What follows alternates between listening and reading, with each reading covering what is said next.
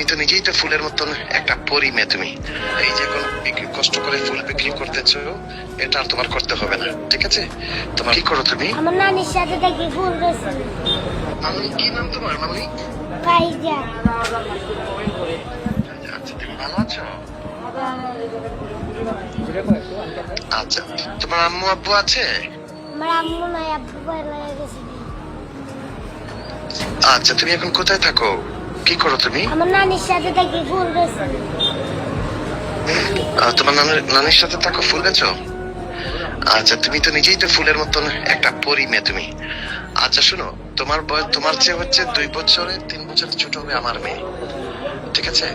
আর এখন যে তোমার ভাইয়া তোমার পাশে আছে, আমাদের যে সাংবাদিক ভাইয়া আছে তোমার পাশে, উনি এটা পুরোটা দায়িত্ব নিচ্ছে আমার পক্ষ থেকে।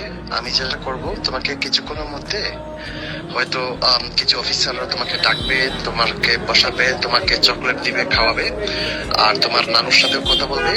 এবং ইনশাল্লাহ যদি আল্লাহর হুকুম হয়, আমি তোমার যাতে তুমি এই কষ্ট আর না করতে পারো, এই যে এখন কষ্ট করে ফুল বিক্রি করতেছো, এটা আর তোমার করতে হবে না, ঠিক আছে?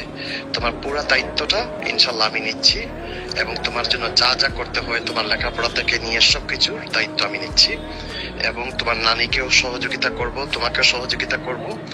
আর আমি চাই না যেন আমার মেয়েটা আর এইরকম কষ্ট করে, কারণ আমাদের সমাজটা যত সুন্দর, আমাদের সমাজটা হচ্ছে ততটুকু নোংরা, বুঝতে পারছো? সো আমি তোমার নিরাপত্তার চিন্তা করতেছি, এন্ড আমি পুরো রেসপন্সিবিলিটি, তোমার দায়িত্বটা নিচ্ছি। তোমার সাংবাদিক ভাই তোমাকে সবকিছু বুঝাই বলবে কিছু করে মধ্যে, ঠিক আছে? দেখছে। আর তুমি মা, তুমি আর এখন থেকে তুমি ইয়ে করো না,